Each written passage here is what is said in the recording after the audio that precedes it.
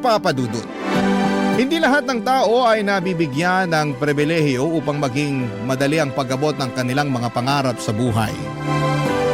Mayroong iilan kabilang nakoroon na kailangang doblehin ang sipag at tiyaga, dugo at pawis upang umani ng pagtatagumpay. Kaya nga hindi sapat na marunong lang tayong sumuntok para matalo natin ang mga hadlang sa katuparan ng ating mga pangarap. Bagkus, dapat ay marunong din tayong pumadyak. Bago ko po ipagpatuloy ang pagkukwento ay gusto ko munang samantalahin ang pagkakataon na magpasalamat sa programa ninyong Barangay Love Stories. Marami-rami na rin akong napakinggang storya ninyo online na nakaka-inspire. Lalong-lalo na nga kapag ang tema ay tungkol sa pamilya at pangarap. Nakaka-relate ako doon kaya naman nag-decide akong magbahagi na rin ng sarili kong kwento, Papa Dudut. Tawagin niyo na lamang po ako sa pangalang Lawrence. 28 years old at 3 taon nang nagtatrabaho dito sa The Netherlands bilang software engineer. Hindi madali ang pinagdadaanan ko noon bago ako nakatungtong dito. Kaya nga masasabi ko na biggest success and achievement ko talaga ang makapag-ibang bansa at matulungan ang pamilya ko sa Pilipinas. Mahirap lang din kasi kami noong araw. Madalas salat kami sa pagkain kaya naranasan naming magutom. Panganay ako sa 5 magkakapatid at 17 years old pa lamang noon si Nanay Esper nang pinagbuntis niya ako at 18 years old naman siya noong pinanganak ako. Tapos ay naging sunod-sunod ang pagbubuntis at panganganak niya hanggang umabot na kami sa 5. Kaya kahit bata pa ako ay natuto na akong alagaan ng mga kapatid ko at tumayong ama sa kanila, lalo pat walang kakayahan ng aming tatay.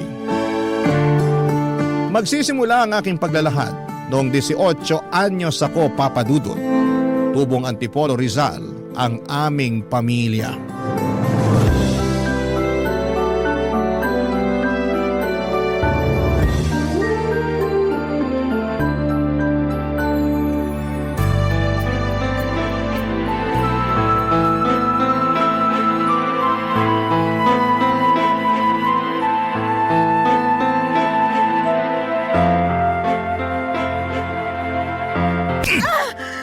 Dapat sa'yo babae ka!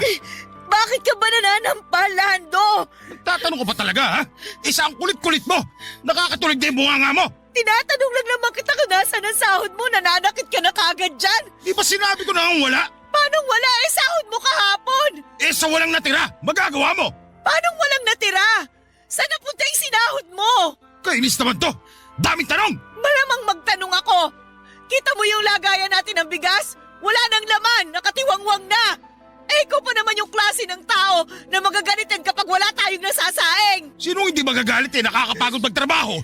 Tapos pag uwi ko sa peste bahay na to, walang pagkain na nakahain. Mga sabi ka ng peste, kala mo mayaman tayo?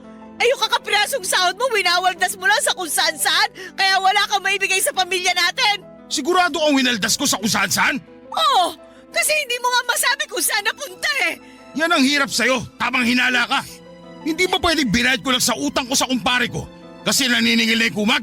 Binayad daw? Sana nagtira ka pa rin para sa atin? Day off ko naman! Pwede ba patahimikin mo akong babae ka? Bakit ka naninigaw? Nay, tay, nagsisigawan na naman kayo. Nagising ako sa away niyong dalawa eh. Oh, gising na pala tong magaling mong anak. Aba Lawrence, tanghali na oh. Tirik ding araw sa labas, pero ikaw may panis na laway pa. Tigilan mo nga si Lawrence, wag mo siya pagbalingan ng galit mo. At sino gusto mong pagbalingan ko? Ikaw! Sige! Teka, tay, huwag niyo pong sasaktan si nanay. Yan kasing nanay mo, masyadong mapapel. Paano ako naging mapapel kung inaawat ang kitang sakta ng anak mo? Nay, huwag na po kayong sumagot para di na magalit si tatay. Oh, makinig ka sa anak mo, Esper! Kanina pa nagagalit yan tatay mo. Akala mo kung sino? Siya na nga tong walang perang maibigay sa akin para sana dito sa bahay. Siya pa tong galit at nananakit. Hindi pa ba sapat yung ingay ng bunganga mo para magalit ako? Hirap sa'yo. Parang hindi mo naririnig sarili boses mo. Kaya hindi ka naiingayan. May karapatan naman po pala si nanay na magbunga nga eh. Wala pala kayong naiabot na sweldo sa kanya kaya siya ganyan. Anong sinabi mo? Narinig niyo naman po yung sinabi ko eh. Tay, Wala na po tayong maisaing. Ubus na yung bigas kahapon pa ng tanghali. Sinubukan namin umutang sa tindahan pero nagalit sa amin yung tindera. Nakiusap lang si nanay kaya pinautang siya. Nangako si nanay na magbabayad siya ngayong araw pagkasahod nyo. Kaya siya nagbubunga nga kasi wala kayo na ibigay na sahod, di wala siyang may pambabayad sa tindahan, lalo magagalit sa amin yung tindera. At bakit ka ganyan magsalita sa akin? Baka nakakalimutan mo tatay mo ako! Hindi ko po nakakalimutan yun. Pero baka kayo po yung nakakalimot na magpakatatay sa pamilyang to. Ah, ganon! Gusto mo rin yata masampal katulad ng nanay mo? Wag na wag mo sasaktan ang anak ko, Lando! At bakit hindi? Bastos siya anak mo! Tama naman si Lawrence eh! Hindi ka marunong magpakatatay sa pamilya natin, kaya wala kang karapatang mainsulto! Hindi ka pa talaga nadala sa sampal ko? Gusto mo pa yatang dagdagan ko eh! Umalis ka na lang kung mananakit ka! Aalis talaga ako! Umuwi lang naman ako para kumain sana. Pero mukhang wala rin ako mapapala sa pamamahay na to. Kakain ka pa wala na nga kami makain dito! Eh di sama-sama tayo mamatay sa gutom! Peste buhay naman to oh! Ikaw ang peste sa buhay namin! Ako ba talaga? Ako pa, Esper? Oo, ikaw! Sino pa ba sa tingin mo? Ako? Yung anak mo? Malamang ikaw! Ay, pinagtutulungan niyo talaga ako, no? Ewan ko sa inyo! Papa Dudut, hindi na bago sa akin ang eksena kung saan ay nag-aaway ang mga magulang ko ng dahil sa pera. Bata pa lamang ako ay gano'n na sila, Papa Dudut. Akala ko ay masasanay na ako pero naririndi pa rin ako sa tuwing nagbabangayan sila. Minsan kampi ako kay tatay kasi nakakabinging manermon si nanay. Pero madalas ay kumakampi ako sa nanay ko dahil totoo naman ang lahat ng mga sinasabi niya tungkol sa tatay namin. Mabisyo kasi ito at magastos. Kaya laging kulang o minsan ay wala pa itong naipibigay na pera para panggastos namin sa bahay. Nagtatrabaho sa atelier bilang mekaniko ang tatay ko, Papa Dudut. Si nanay naman ay taong bahay. Gustuhin man niyang tumulong kay tatay sa pagtatrabaho ay hindi na siya magkanda o gaga sa pag-aasikaso sa aming magkakapatid. Noong lumaki na kami ay tumanggap na ang labahin si nanay para naman may pinagkakakitaan siya. Pero hindi yun regular at kung meron lamang nagpapalaba. Sinamahan na rin niya ng pamamalantya or pagkaplantya para may dagdag kita. May mga pagkakataon na kapag nagagalit si nanay sa amin ay lagi niyang bukang bibig na sana'y hindi na lamang niya kami pinanganak. Aaminin ko sa inyo, Papa Dudut, na nagtatampo ako nung bata ako kapag napapakinggan ko yon sa kanya. Pero habang tumatanda ko, na-realize ko na biktima lang din ng sitwasyon ng nanay namin. 9 na taon ang tanda sa kanya ni tatay at bata pa rin siya noong nagbuntis at nanganak. At pinilit magpakananay sa amin. Simula noon ay sinisi ko na si tatay kung bakit dinamay niya kami sa pagiging miserable ng buhay niya. Ayaw kasi ng mga magulang ni nanay at ayaw nila kay tatay dahil wala raw itong direksyon sa buhay at kontento na lamang sa pagiging mekaniko. Habang hindi naman masama yung trabaho niya, iba pa rin kapag may pangarap ka para sa pamilya mo. Kaya nga noong nabuntis si nanay, tinakwil siya ng mga magulang niya kaya sumama na lamang siya kay tatay at nagpakalayo-layo. Minsan bago ako matulog sa gabi ay hiniling ko na kung pwedeng maulit ang nakaraan. Sana hindi na lang nagkakilala sina nanay at tatay kahit na ibig sabihin noon ay hindi na kami pinanganak. Mahal na mahal ko si nanay dahil kapag hindi naman siya galit sa amin at sa sitwasyon ng buhay namin, ay pinaparamdam naman niya na mahalaga kami sa kanya. Lagi niyang sinasabi sa amin, Papa Dudut, na kami raw ang kayamanan niya sa buhay. Kaya nga masakit sa akin kapag nakikita ko siyang umiiyak. Kahit patagon ang dahil kay tatay, Papa Dudut.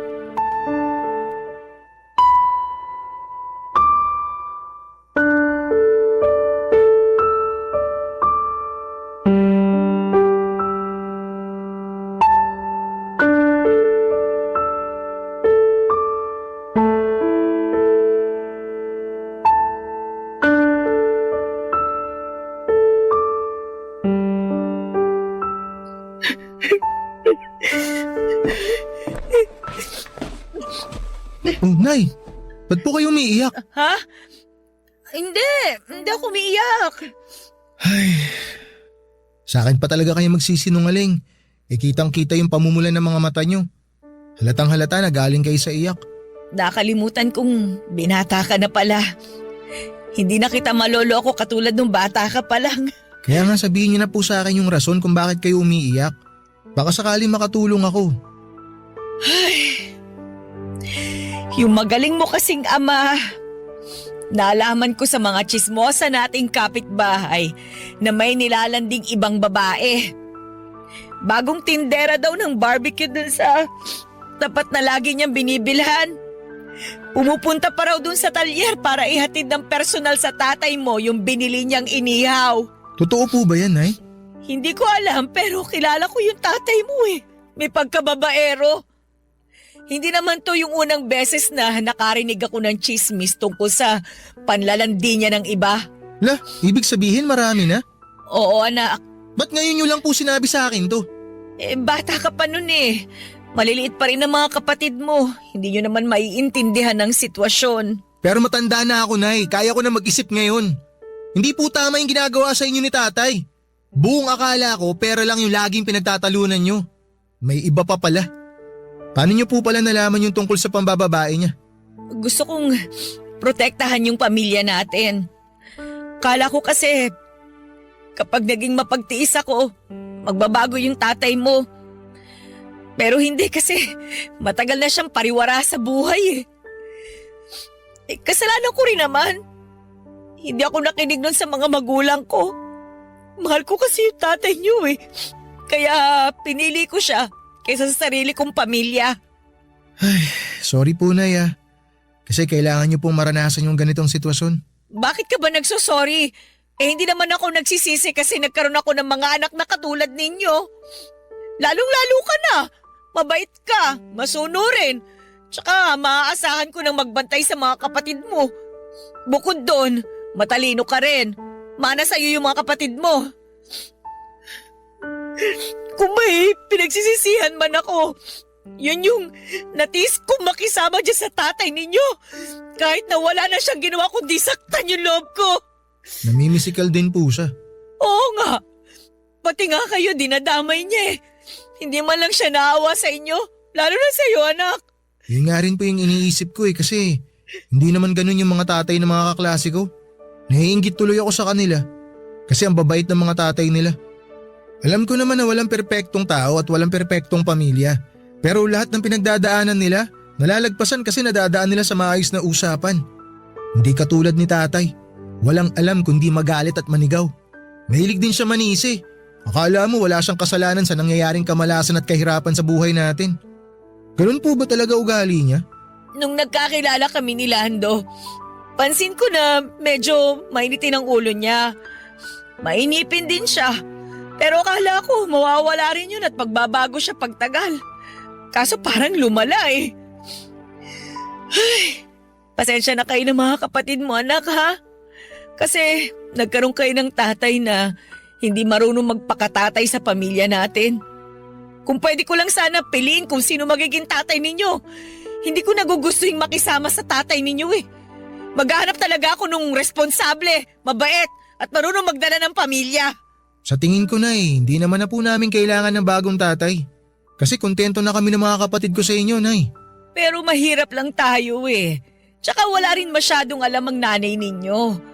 Lagi nga ako naloloko pag sinusuklian sa palengke kasi madali ako mataranta kapag maraming tao. Nakakahiya.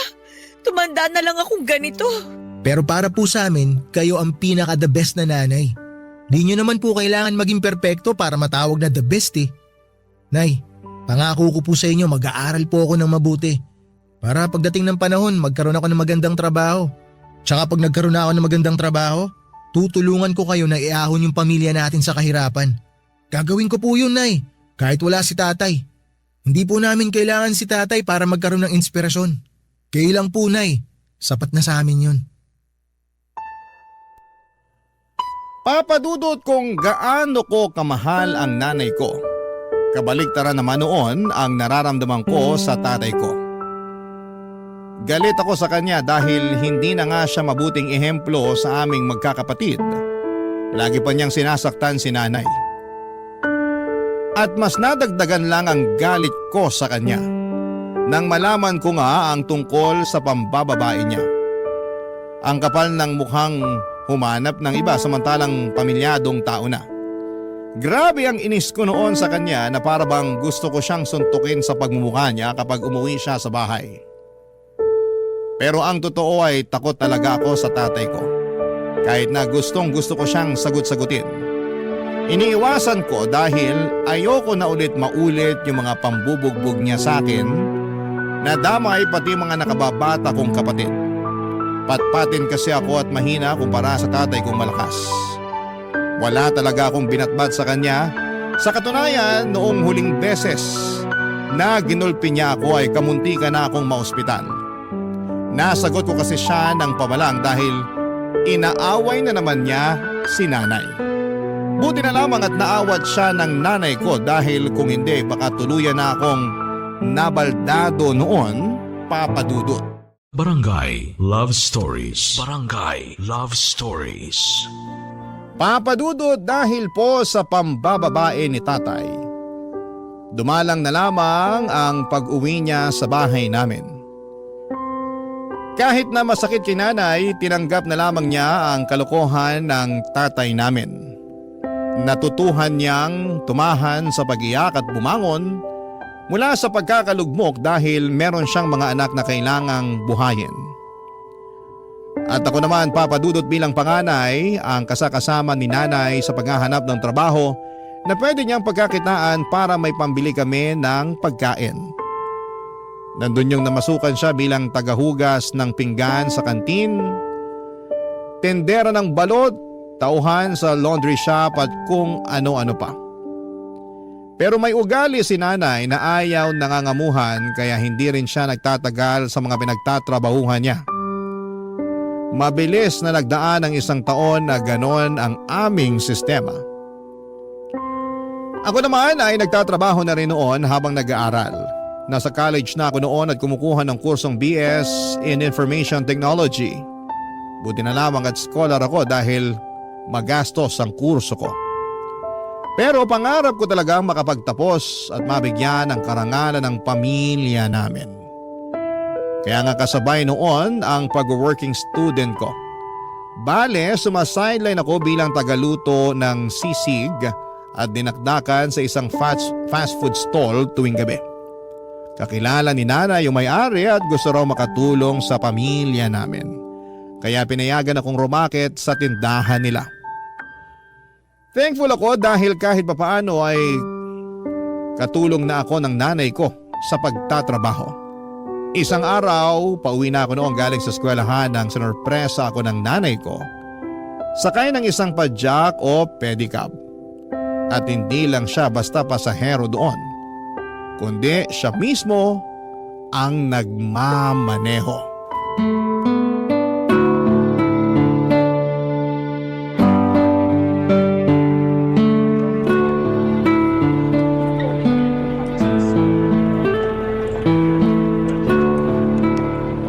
Nay, ito na po yung fishball nyo. Salamat, nak. Kain muna tayo. Gutom na ako eh. Sige Nay, kain lang kayo.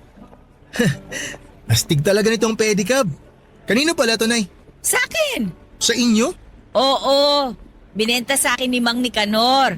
Nakatambak lang kasi sa garahe nila eh. Binili ko na. Ayos pa naman. Naisip ko gagamitin ko sa pamamasada. Magpe-pedicab driver po kayo? Oo, eh bakit naman hindi? Kaya ko yun. Kaso di ba panlalaking trabaho yun? Baka mahirapan kayo, Nay. At bakit naman ako mahihirapan? Eh pipidan lang naman ako. Tingnan mo, nakarating nga ako rito sa eskwelahan mo para sunduin ka at ibida sa'yo tong pedicab na binili ko. Ang ganda, no? Opo, maganda nga po. Tingnan mo, nak. Oh, nilagyan ko ng picture nyo ng mga kapatid mo. Para kapag napapagod ako eh. Titingnan ko lang yan. Gagaan na ulit ang pakiramdam ko. Nak, si Nanay ng bola pa. Pero Nay, seryoso. Sigurado kayo ha, kaya nyo talaga mag-pedicab? Aba, oo naman. Palagay mo sa nanay mo, uugod-ugod na. Hoy, 37 anyos pa lang ako, ano? Alam ko naman po yun, pero nag-aalala pa rin ako sa inyo eh. Parang mas magaan pa yung dating yung trabaho sa laundry shop kesa sa pagpasada. At least dun, Nay, hindi kayo naiinitan. Hindi nga pero lagi namang mainit ang ulo ng bisor namin. Kala mo talaga kung sinong tagapagmana ng laundry shop na yon. Ang sama na ugali. Tapos wala pang galang sa akin mas matanda ako sa kanya. Ah, talaga po? Kaya ba umalis kayo dun? Oo, kasi hindi ko na talaga matagalan ng ugali. Ayoko naman patulan, baka masakal ko. Si Nanay talaga. Biro lang. Hindi ako nananakal, no? Hindi ko nga nasakal ang tatay mo kahit gustong gusto ko na Pero matagal-tagal ko na rin kasing pinag-iisipan na umalis doon. Sakto, nakapag-ipon naman ako ng kaunting pera at yun nga yung pinambili ko nitong pedicab. Ibang klase po talaga kayo. Hanga ako sa inyo kasi ang sipag-sipag nyo, Nay. Aba hindi pwedeng tumigil sa pagtatrabaho dahil ako na ngayon ang nanay at tatay sa bahay natin. Pero buti na lang din at nandiyan ka anak. Tinutulungan mo ko kaya gumagaan yung buhay natin. Maliit nga lang po na itutulong ko sa inyo kasi nag-aaral pa ako. Pero kung hihinto po ako sa pag-aaral, makakahanap po ako ng full-time na trabaho. Ano ka ba? Yung ibang ang kaedad mo hindi pinagtatrabaho ng mga magulang nila Pero ikaw, nagbabanat ka na ng buto habang nag-aaral. Ayoko nga sana na pagtrabahuhin ka. Pero gusto mo naman. Kaya pinagbigyan na kita. At malaking tulong talaga yon para sa pamilya natin anak. Walang kaso kahit magkano pa yung kinikita mo. Hindi naman ako naghahangad ng malaki tsaka may trabaho naman ako Gusto ko, unahin mo pa rin ang pag-aaral mo para makapagtapos ka. Alam mo naman na pangarap ko yan sa inyong magkakapatid, di ba? Opo, Nay. Kaya nga po nagsisikap ako para mabigyan kayo ng karangalan. Naniniwala ako sa kakayahan mo kasi matalino ka Pero wag mo rin naman masyadong pilitin ang sarili mo ha. Balita ko kasi mas mahirap daw sa kolehiyo Hindi naman ako nakatungtong dyan kaya hindi ko masabi. Pero base lang naman sa kwento ng mga kakilala kong may mga anak na nasa kolehiyo katulad mo. Kaya nga ang payo ko lang, ayos na sa akin kung ano yung makayanan mo. Basta tapusin mo yung pag-aaral mo. Kasi alam mo anak, wala naman akong kayamanan na pwedeng ipamana sa inyo bukod sa edukasyon. Tatandaan ko po lahat ng mga payo niyo sa akin. Dapat lang. Kasi para sa'yo rin yun. Oh, teka, ubos mo na ba yung fishball mo? Opo, kauubos ko lang. O tara na, sakay na. Dadaan pa tayo sa palengke para bumili ng bigas at ulam. Meron akong kaunting kinita mula sa pamamasada kanina Makakabili tayo ng fried chicken. Sige po. Gusto niyo, Nay? Ako na po magmamaneho? Kayang-kaya ko to. Ako na, kaya ko na ito. Umupo ka na lang dyan at mag-relax ka. Nay, salamat po talaga kasi nandyan kayo para sa aming magkakapatid. Ano ka ba? Hindi naman ako mawawala, katulad ng tatay mo.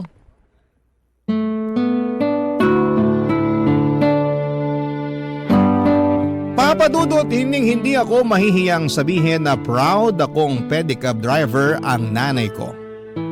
Kasi nakikita kong kaya naman niya kahit na babae siya at masaya siya sa trabahong na pili niyang pasukin. Kahit na mahirap, kahit na nakakapagod.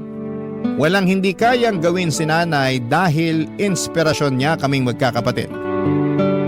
Kitang-kita ko ang alab ng determinasyon sa mga mata niya. Sa tuwing walang pag-aalinlangan niyang binabagtas ang daan para lamang maihatid ang mga pasahero niya, umaraw man o umulan. Kaya sino ako para magreklamo at sumuko sa buhay? Nangako ako sa sarili ko na bibigyan ko ng karangalan ang nanay ko. Sisiguraduhin kong makikilala siya ng karamihan dahil mabuti siyang magulang. At kapag binabanggit ko si nanay, kung gaano ako ka-proud sa kanya ay naluluha siya. Pero masaya naman daw siya. Doon ko nga napagtanto na kahit na hindi patas ang mundo sa lahat ng tao, ay meron pa ring pag-asa na hindi habang panahon ay nasa kahirapan kami. At nalulugmok ang aming buhay. Kumbaga, Papa Dudut ay bilog ang mundo. Hindi tayo palaging nasa ilalim. Darating din ang araw na aasenso tayo at makakaahon papunta sa tuktok. Ganon ang naging buhay namin sa loob ng 2 taon, Papa Dudut.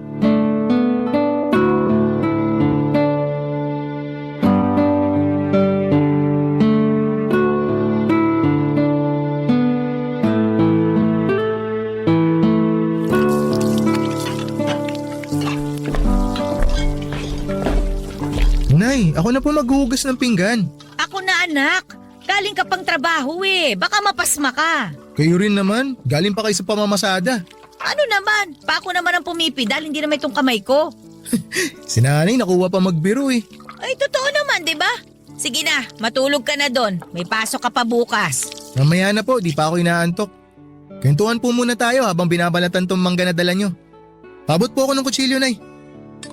O, ito anak. Salamat po. Ano bang gusto mong pagkwentuhan? Kumusta po kayo sa trabaho nyo, Nay? Sa pamamasada? Ay, nako di masaya. Marami na nga akong suki eh. Mas gusto nila sumakay sa pedicab ko, lalo na yung matatanda kasi maingat daw ako magpatakbo. Hindi katulad yung ibang driver na harabas. Kala mo kung sinong hari ng kalsada. Kaya ayaw, natutuwa na rin naman ako. Masaya po ako para sa inyo, Nay, na natutuwa kayo sa trabaho nyo. Pero hindi po ba dapat na lagi po talaga kayong maingat? Kasi kapag... Esper! Teka, Esper, buksan mo ang pinto! tayo na. Ako na po magbubukas ng pinto, Nay. Sandali, baka kung anong gawin niya sa'yo. O, Tay, ano pong ginagawa nyo rito? Oh, yung magaling ko palang anak to. Sagutin nyo yung tanong ko, anong sabing ginagawa nyo rito? Ano ba pakialam mo?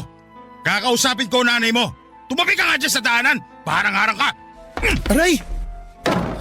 Esper! Ano bang kailangan mo, Lando? Nabalitaan ko, nagpapadya ka na raw ah. O ano naman ngayon sa'yo? Aba, porke kumikita ka na ng sarili mong pera, niyayabangan mo na ako. Hindi kita niyayabangan. Tsaka bakit ka ba nandito? At bakit hindi? Masama na bang umuwi sa sarili ko pamamahay? 3 taon kang hindi umuwi sa bahay na to kasi pinili mo yung babae mo. Tapos magtatanong ka kung masama bang umuwi ka rito? Paano ko sabihin kung oo? Hindi ko akalain na tumapang-tapangan na rin sa 3 taon na wala ako rito ah. Dati-rati takot na takot ka sa akin eh. Hindi na ako takot sa'yo ngayon. Naranasan na namin na pabayaan mo. Nabuhay naman kami nang wala ka. Tapos babalik ka? Para ano? Makisama sa amin? Para manggulo? Kahit ano pa yung dahilan mo, hindi ka na welcome sa pamamahay na to. Wala kang karapatan na paalisin ako rito. Kasi tatay niyo pa rin ako. Wala na kaming tatay. Matagal na kayong patay para sa amin. Anong sinabi mo? Baka gusto mo makatikim na suto. Sige, subukan mo. Akala mo yata hindi ako gaganti sa'yo eh. Aba, matapa ka na nga talaga. Lando! Lawrence, tumigil nga kayo! Tuturuan ko lang ng leksyon tong anak mo. Napakahayop mo talaga, Lando! Ang kapal na mukha mo, sakta ng anak ko! Masyado kasi siyang pakilamero. Sira ulo ka pala eh! Pumunta ka lang talaga dito para manggulo! Umalis ka na! Matapa ka na rin ha. Balik ka rito para masakal kita. Bitiwan mo si nanay! Bitiwan mo ako! Hindi ako Hindi mo makahinga! bibitiwan si nanay? Hindi ka pa rin kasi nagbabago. Bitiwan mo! Masyado ko pa rin madaldal. Bitiwan mo yung hawak mong kutsilyo! Kasi sumusobra na itong taong to eh! Huwag mo akong subukan dahil kayang-kaya kita saktan! Kaya umalis ka na dito sa bahay namin! Kapal na mukha mo magpakita dito! Ayan na. Binitiwan ko na nanay mo. Bitiwan mo na rin ako, Chilo anak. Baka madulas ka, maisaksak mo sa akin yan. Pagkatapos mo kaming iwan, babalik ka na lang ng ganon? Kapal na mukha mo! Kampun ka ng demonyo! Tapos mananakit ka pa at manggugulo dito? Mabuti pa umalis ka na! Bumalik ka doon sa pinanggalingan mo! Umalis ka na, Lando! Ayaw ka na naming makita at makasama ng mga anak mo! Hoy! Bibilang ako ng 3! Dapat nakalabas ka na ng pinto ng bahay na to! Di ako nagbibiro sa'yo, sasaktan talaga kita! 1! 2! Ito na nga lalabas na. Mga linti kayo. Magsama-sama kayo sa impernong lugar na to. Dahil pa sinasabi! Malis ka na!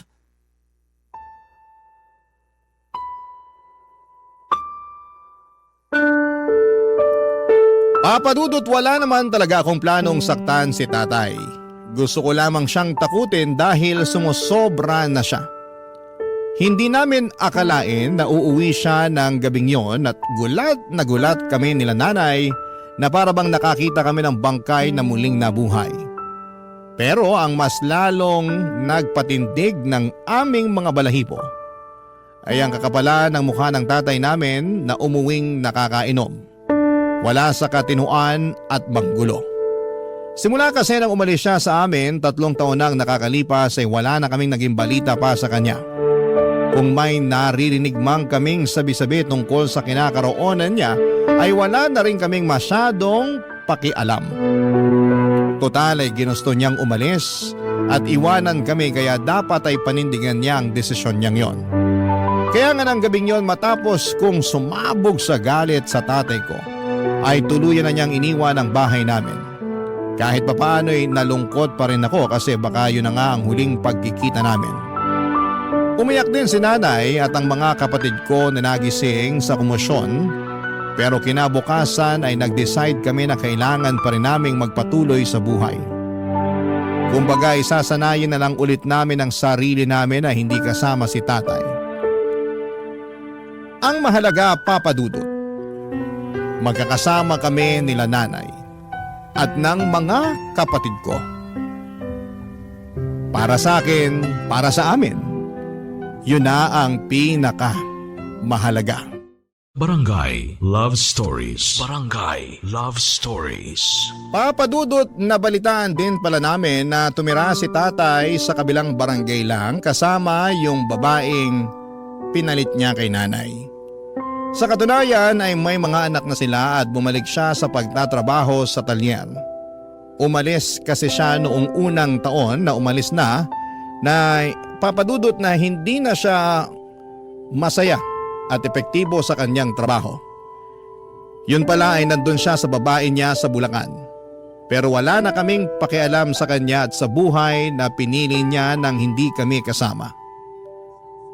Galit pa rin ako sa tatay ko at kung minsan ay naiisip ko na kapag nakasalubong ko siya sa daanan ay baka masuntok ko siya ng kaliwat kanan sa mukha nito. Pero mabuti na lamang at hindi naman nangyari yon kasi baka masabihan akong walang respetong anak sa magulang ko. Wala ding respeto sa amin. Tulad ng dati, pinagpatuloy namin ang pamumuhay. Kapag hindi ako naka-duty sa food stall at kapag wala kaming klase sa araw, ako ang nagpapadyak para naman makapagpahinga si nanay. Sa sobrang sipag niya kasi madalas na siyang dapuan ng sakit tulad ng ubo at sipon. At ang malala doon ay lagnat. Paano ba naman ay sinusuong niya ang araw at ulan, makapamasada lamang. Nangihinayang kasi siya sa kikitain niya, kaya hindi niya priority ang pagpapahinga. Bukod doon ay marami pa rin kasi kaming utang na binabayaran. Halimbawa noon ay yung sa tindahan, Papa Dudut.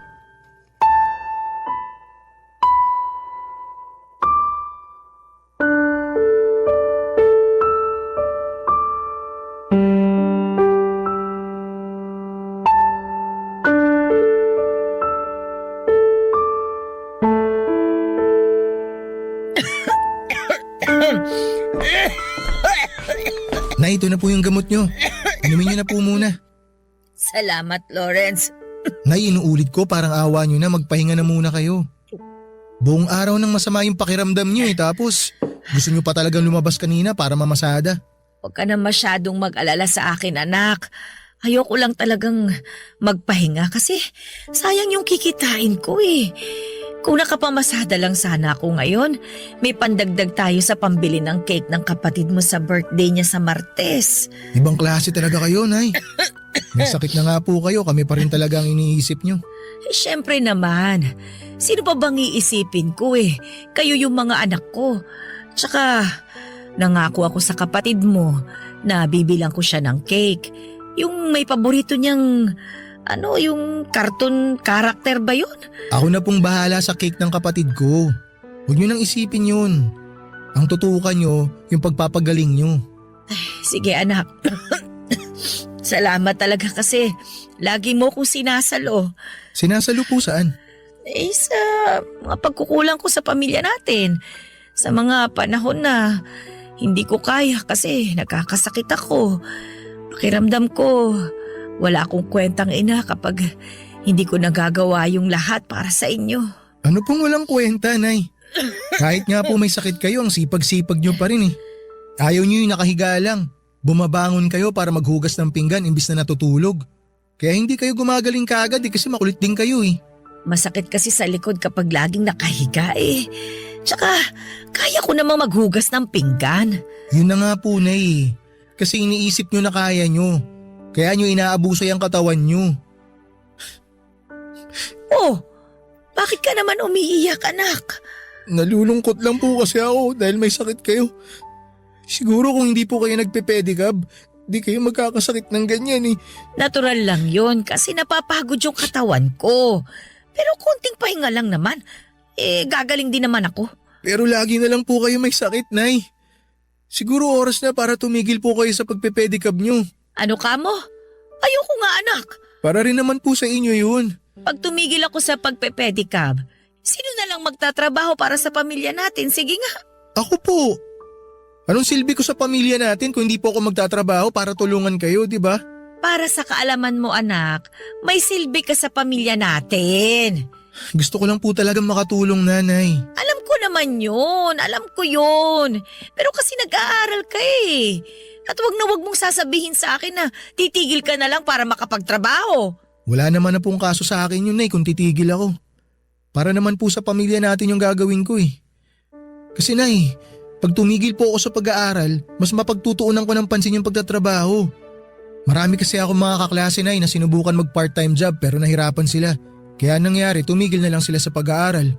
Sabi rin ng mga kaibigan ko, Nay, magtatrabaho rin naman ako pagka-graduate ko eh, kaya ba't ko pa patatagalin? Nagsasayang lang daw ako ng panahon sa pag-aaral. Ayoko. Hindi ako papayag. Tsaka, luko-luko yung nagsabi sa'yo na nagsasayang ka lang ng panahon sa pag-aaral. Hindi pagsasayang yon. Dahil pag nakapagtapos ka, mas malayo ang mararating mo. Nay naman. Basta ayoko. Yung pagtatrabaho habang buhay yan. Yung pag-aaral ilang taon lang naman. Nay, payagan niyo na po ako. May lagnat lang naman ako pero gagaling din naman ako. Hindi naman tumalubhang sakit para tumigil ako sa pagtatrabaho. Tsaka, konting panahon na lang makakapagtapos ka na sa pag-aaral mo. Ngayon mo pa talaga naisipang huminto? Luko-luko ka pala talagang bata ka eh. Nag-aalala lang naman po ako sa inyo, Nay. Ay, pasensya na po kayo, Nay. Naiinip lang po kasi ako eh. Gusto ko na makatulong sa pamilya natin. Gusto ko na po makatulong sa inyo na mag-provide para hindi naman po kayo nahihirapan na magtrabaho. Naawa na po kasi ako sa inyo eh. Ayaw ko po na may mangyaring masama sa inyo, Nay. Lalo na pumapasada kayo.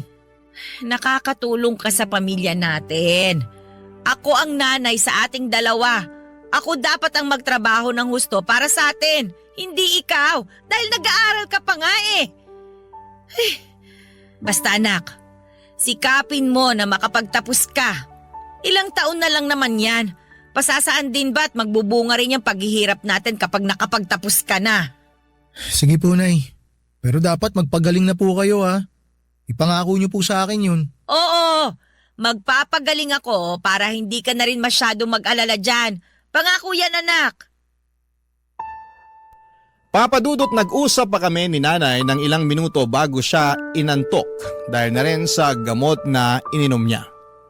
Nang makatulog na siya ay hinalikan ko ang kanyang noo at umusal ng panalangin sa Diyos na sana'y pagalingin na niya ang nanay ko. Tapos ay saglit kong tinitigan si nanay habang inaalala yung mga pinag-usapan namin. Hindi pa rin siya nagbabago. Kahit na may sakit na siya ay punong-puno pa rin ng pag-asa ang mga mata niya na balang araw ay mapagtatapos niya kaming magkakapatid sa pagpapadyak niya. Kaya nga kahit mahirap, kahit na minsan ay nawawala na ako ng dahilan para tapusin ang pag-aaral ko, ay binabalikan ko lahat ng pinagdaanan namin upang makahanap ng rason kung bakit kailangan kong makapagtapos. Kapag binabalikan ko kung paano kami nagsimula ay nabibigyan ako ng pag-asa upang lalong magsumikap sa aking pag-aaral. Laging sinasabi sa akin ng nanay ko na habang may buhay, may pag-asa. Hindi man yon nakikita ng ating mga mata pero nararamdaman naman yon ng ating puso, lalo na sa tuwing nagdarasal tayo sa Diyos. May pag-asa sa bawat sulok ng maliit naming tahanan. May pag-asa sa mga hikbi ng magulang na nakikiusap sa Panginoon na iligtas ang mga anak nila sa kapahamakan at bingit ng kamatayan. May pag-asa sa bawat pagsisikap ng isang tao na merong pangarap na gustong tuparin pagdating ng panahon. At may pag-asa sa bawat pagpadyak ng aking nanay. At totoo nga dahil pagkalipas ng 2 taon, makakapagtapos na ako ng pag-aaral.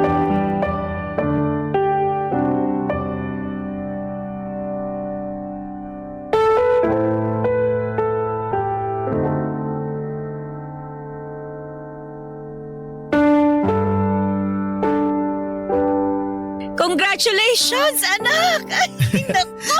Masayang-masaya ako kasi nakagraduate ka na! Sa wakas, natupad na yung matagal ko ng pangarap para sa'yo. Yung makapagtapos ng pag-aaral. Naku, anak, pinagmamalaki talaga kita!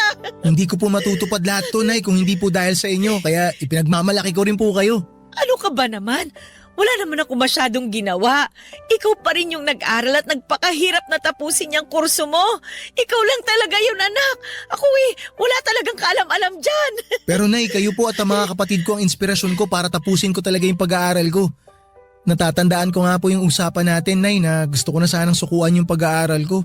Kasi nakikita ko na nahihirapan tayo. Tsaka gustong-gusto ko na pong tumulong sa pamilya natin nun. Buti na lang, kinausap niyo po ako. Kinumbinsin niyo po ako na ipagpatuloy yung pag-aaral ko. Hindi ko po makakalimutan yung sinabi niyo sa akin na yung pagtatrabaho, habang buhay naman natin gagawin yun. Pero yung pag-aaral, ilang taon lang naman. Kaya tiyagain ko na. Yun po talaga yung mga tumatakbo sa isip ko habang ipinagpapatuloy ko yung pag-aaral ko, Nay. Kita niyo naman po ngayon, graduate na ako. Hindi po talaga matutupad lahat ng to nang hindi dahil sa inyo, Nay. Kaya maraming salamat po talaga. Ano ka ba naman? Walang anuman yun, anak. Siyempre, nanay mo ko Responsibilidad kong suportahan ka. Lalong-lalo na dyan sa pag-aaral mo. Alam mo kung tutuusin, maliit na bagay lang naman yung ginawa ko Nagtrabaho lang naman ako ng mabuti at nangarap ka sabay mo na balang araw makapagtatapos ka.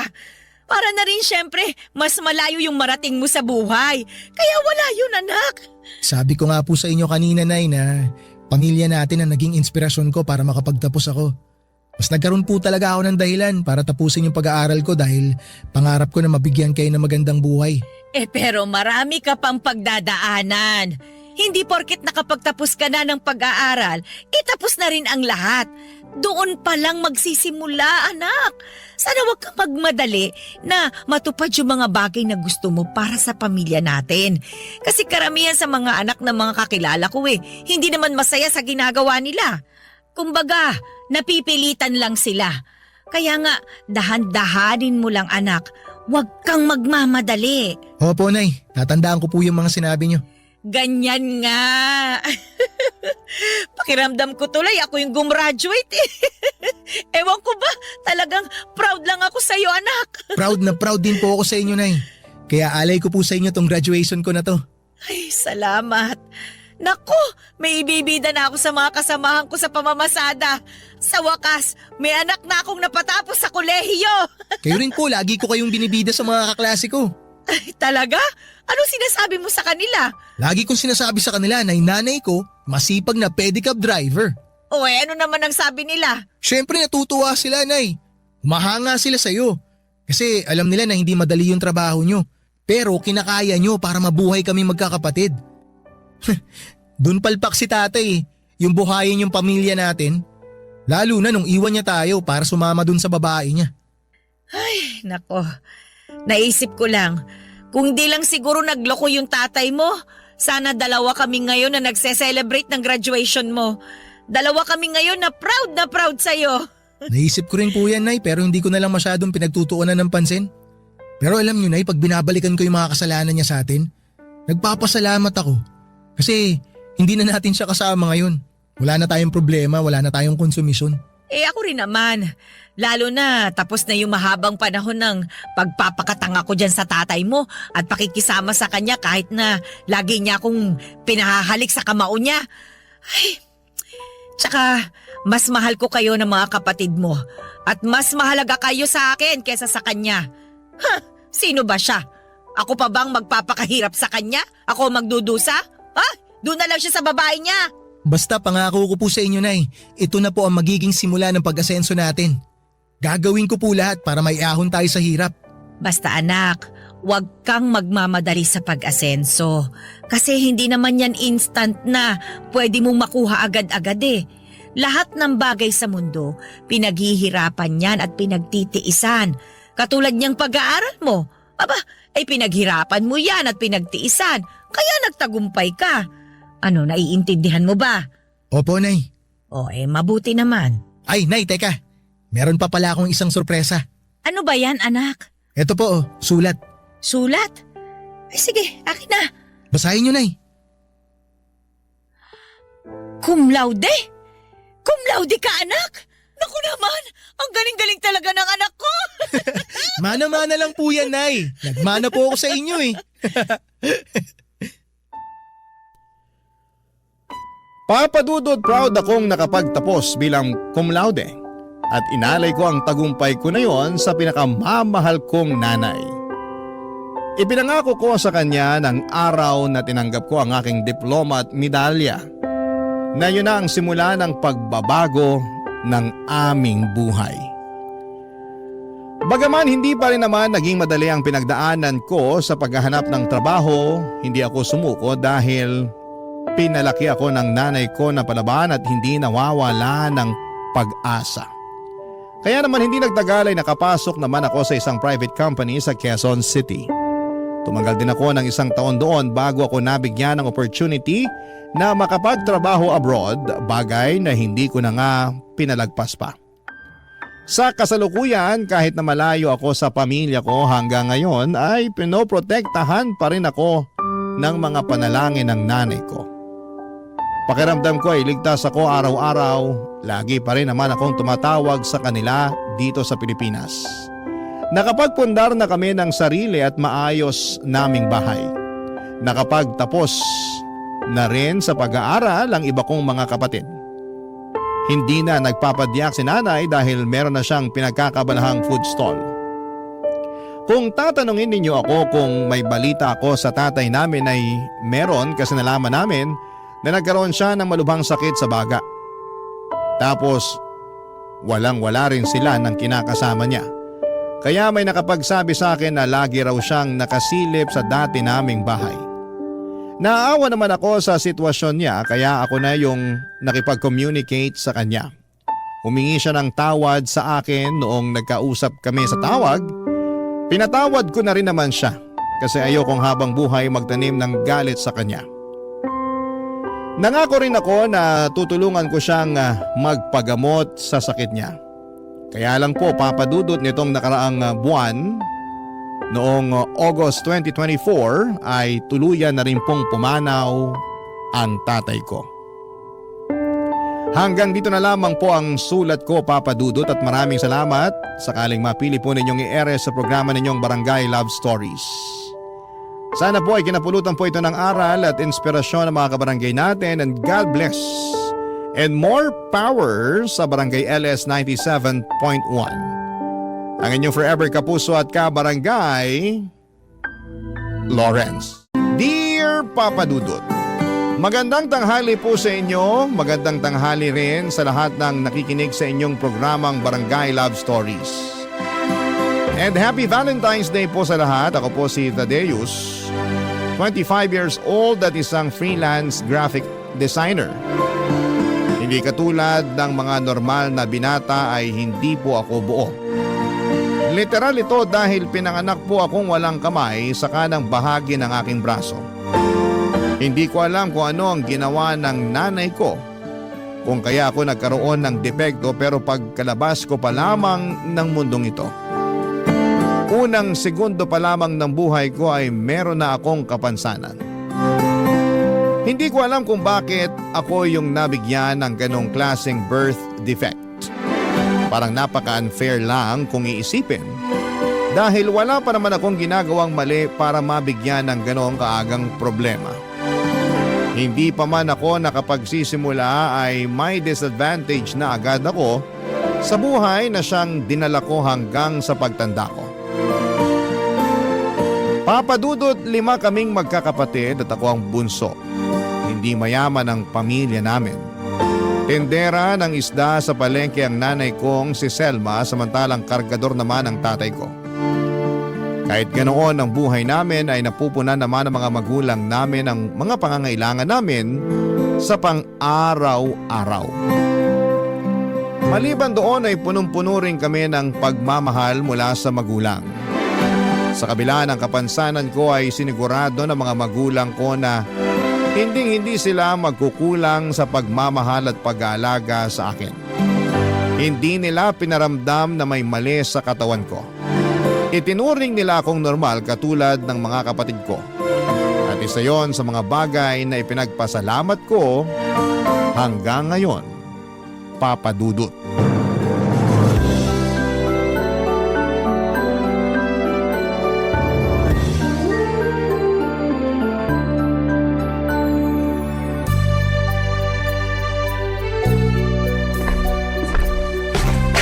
Anak, Tadeus, nasan ka? Nandito po ako sa sala, Nay. Nag-toothbrush ka na ba? Opo, tapos na po. Kanina pa po. O, kunin mo na tong baon mo para makaalis na kayo. Kanina ka pa hinihintay ng mga kapatid mo sa labas. Aalis na yung sundo nyo. Sandali lang po, nagsasapatos pa lang po ako eh. Dalian mo, late ka na sa school nyo. O, eto yung baon mo. Salamat po. Ano pong laman yan? Siyempre, yung paborito mong binabaon na mamon. Bagong luto pa yan galing sa bakery sa kabilang kanto. Talaga po? Sarap naman. Oo, dinagdagan ko rin yan ng crinkles tsaka juice. Salamat po, Nay. The best talaga kayo. Walang anuman. Amina, tulungan na nga kita dyan. Hindi na po, ako na po. Kaya ko po to. Kaya mo ba talagang itali yung sapatos mo? Oo naman po. Akala niyo po ba porkit wala akong isang kamay, hindi na po ako marunong magtaali ng sintas ng sapatos? Hindi naman. Iniisip ko lang kung marunong ka na bang magtali kasi first time mo lang namang gumamit ng sapatos na may sintas eh. Dati kasi yung sapatos na velcro yung binibili namin ng tatay mo para sa'yo. Wag po kayo mag-alala kasi tinuruan na po ko ni tatay kung paano magsintas. Nasa diskarte lang po yan, tingnan nyo. O sige na nga, panood nga kung paano ka magtali ng sintas. Watch and learn, Nay. Una, pagbuhulin mo muna, tapos gamit yung isang paa, apakan mo yung isang sintas para mahigpitan yung pagkakabuhol. Tapos ito po, tingnan nyo, kahit isang kamay lang kaya ko tong gawing bunny ears. Bunny ears? Opo, yun ang sabi ni tatay. Dapat daw po magmukhang tenga ng rabbit tong sintas kapag naitali na ng maayos. Ah, oo nga naman. O yan mo, tapos na. Wow, galing naman ng anak ko. Siyempre, madiskarte po ako eh. O yung kabila naman. Sandali lang po, relax. Eto na po, itatali ko na po. Habang tinatali mo yan, matanong kita, kamusta naman sa school nyo? Sa school? Maayos naman po. Masaya. Wala ka bang mga kaklase na nangaasar sa'yo dahil sa kamay mo? Wala po. Mababait yung mga classmate ko. Hindi po nila ako binubuli. Mabuti naman kung ganon. Nag-aalala lang kasi ko sa'yo kasi baka hindi namin alam binubuli ka na pala sa eskwelahan nyo. Marami po akong kaibigan sa school, Nay. Kapag may nang bully sa akin, ipaglalaban nila ako. Tsaka lagi naman po kaming sinasabihan ng teacher namin na hindi maganda ang mangbully ng classmate. Oo, hindi talaga maganda yung bagay na yun. Kaya ikaw, wag mo ring gagawin yon. Oo naman po. Hindi naman po ako bully eh. Ayan po, tapos na. Ready na ako. O halika na, naghihintay na yung tricycle na maghahatid sa inyo. Nga pala, Nay, card day po namin bukas. Sabi ni Ma'am, kailangan niya raw po mag-attend para sa PTA meeting. Sige, anong oras ba? Hindi ko pa po alam eh. Itatanong ko po muna kay Ma'am. O sige, ako na lang makikipag-meeting para sa'yo tapos yung tatay mo naman ang pupunta sa kapatid mo. Sige po, alis na po ako, Nay. Teka, nasan yung kiss ko? Ay, oo nga po pala. Ikaw ha, bata-bata mo pa nagiging makakalimutin ka na. Hindi naman po, nagmamadali lang. Ito po yung kiss ko. Bye-bye, Nay!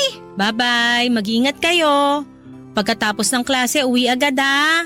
Sabay ka na lang sa mga kapatid mo sa pag-uwi. Baka hindi kayo masundo ng tatay mo ngayon. Sige po! Ubusin mo yung baon mo, ha? Opo, Nay! Love you! I love you po!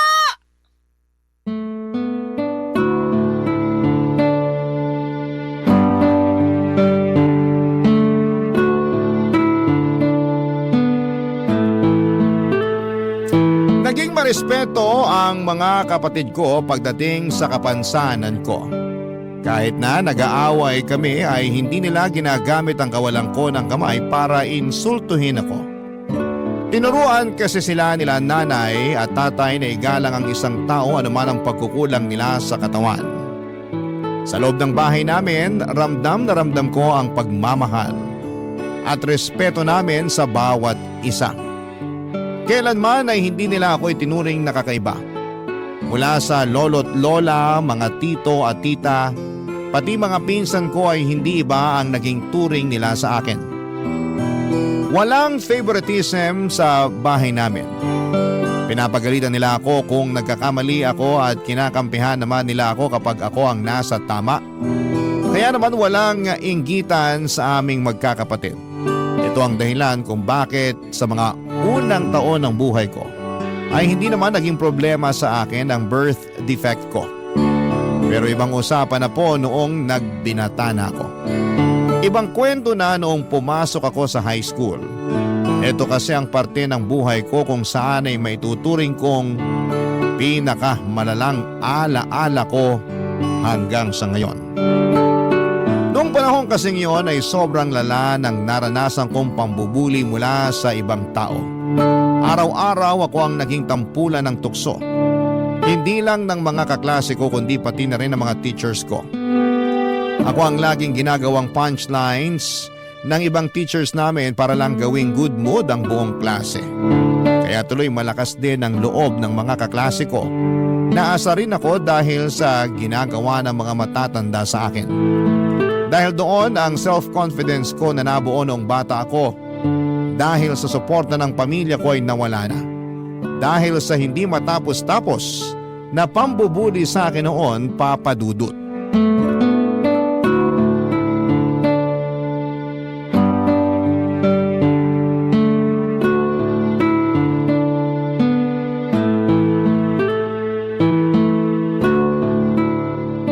Nay, hindi nyo na po kailangan maghanda ng baon ko.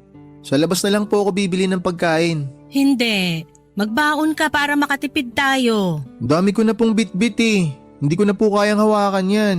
Nung bata ka, gustong-gusto mong pinaghahanda kita ng baon mo. Ngayon ayaw mo na? Nay, hindi na po kasi ako bata. Para sa akin, bata ka pa rin. Kahit 30 ka na o 50, bunso pa rin ang tingin ko sa'yo. Hindi na magbabago yon. Ay, sige na nga po. Hintayin ko na yung baon ko. Nangungonsensya kayo eh. Tumala ba? Opo. Mabilis lang to. Tsaka mamaya pa naman yung klase mo, di ba? Ba't ka ba nagmamadali? May dadaanan pa po kasi ako. Bibili ako ng bond paper para sa research namin. Ah, ganun ba? Nay, nakita niyo po ba yung hoodie ko? Anong hoodie ba? Yung puti? Ang dami mo kasing hoodie eh. Yung dilaw po na may black na lining. Nasa sofa yata. Bakit ka mag-hoodie? Ang init-init kaya. Yun po uso ngayon eh. Kayong mga kabataan talaga kung ano-ano ang sinusuot. Tirik na tirik ang araw pero naka-hoodie. Mas lalo ka lang aasim niyan kasi pagpapawisan ka. Hayaan niyo na po. Sayang naman yung mga hoodie ko kung hindi ko gagamitin. Kung bakit kasi ang hilig mo sa hoodie. Mas maganda yung ipakita mo yung mukha mo.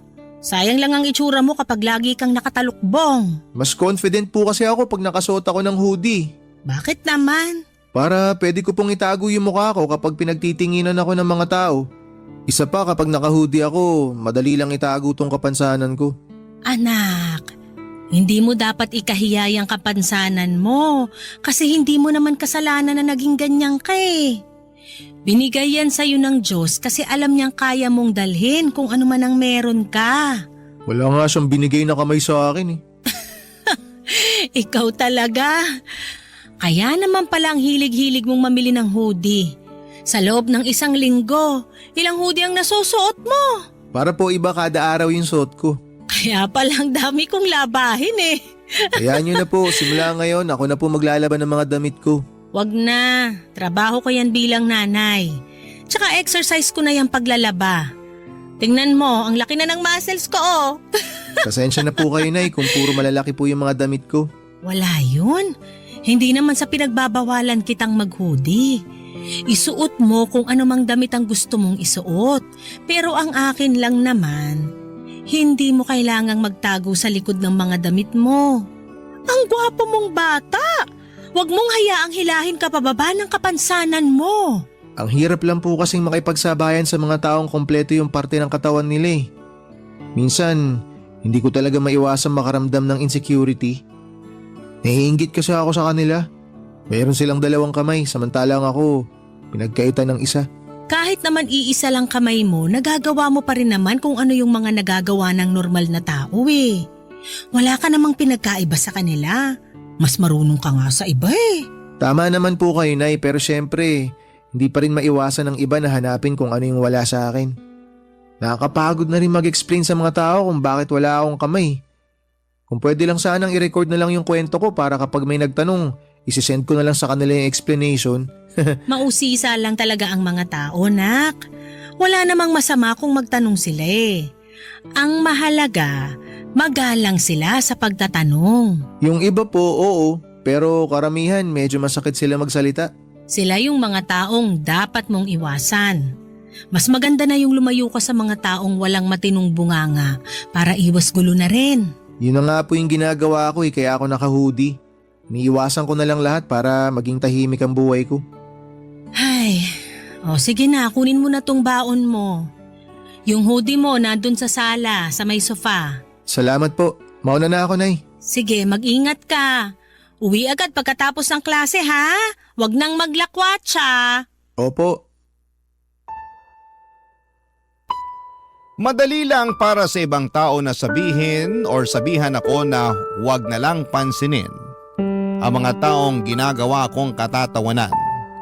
Maging confident na lamang daw ako sa kung ano ang meron ako at huwag ko raw ikakahiya ang mga pagkukulang ko.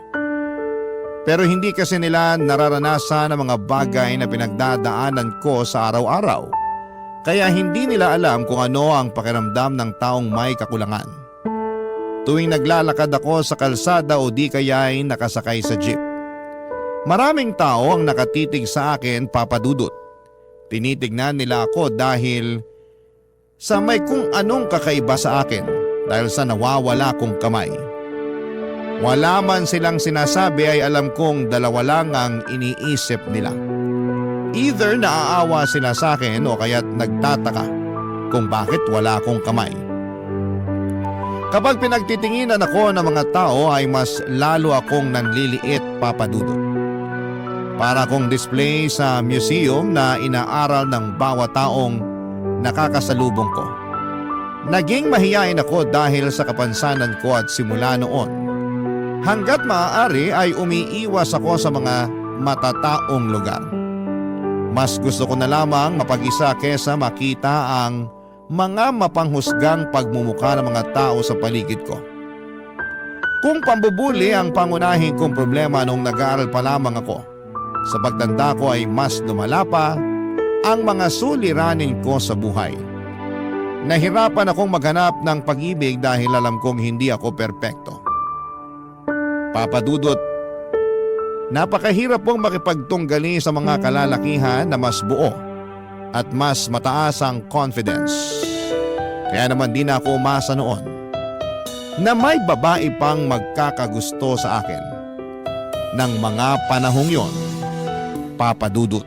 Barangay Love Stories. Barangay Love Stories. Out of place, yan ang pakiramdam ko nung bata pa lamang ako. Feeling ko ay hindi ako parte ng mundong ito dahil sa kapansanan ko.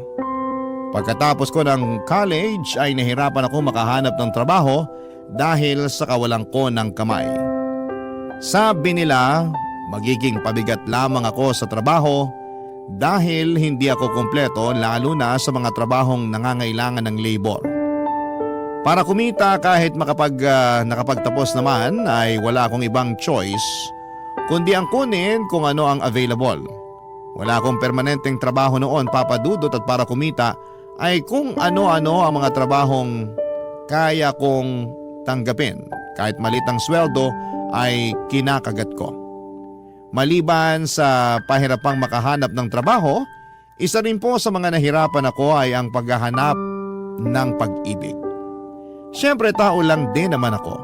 Ang puso May puso rin ako na marunong umibig pero dahil sa kakulangan ko, ay natatakot akong lumapit sa mga babae at makipagkilala dahil alam kong sa huli ay tatanggihan nila ang isang katulad ko. May mga kababaihan din naman akong natitipuhan noon pero hanggang sa malayong tingin na lamang ako dahil nahiya ako makipagkaibigan sa kanila.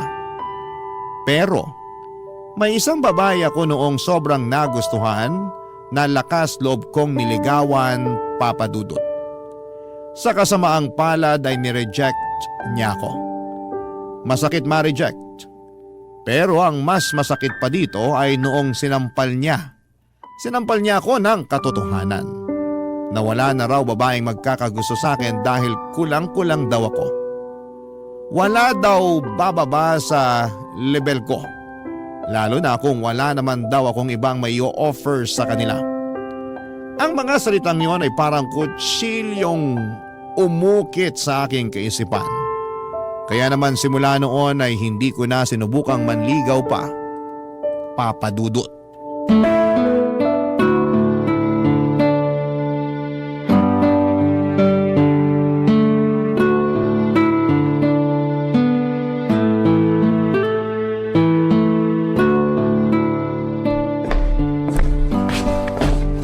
O anak, ang aga mo yatang nagising ngayon ha. Hindi po ako makatulog kagabi.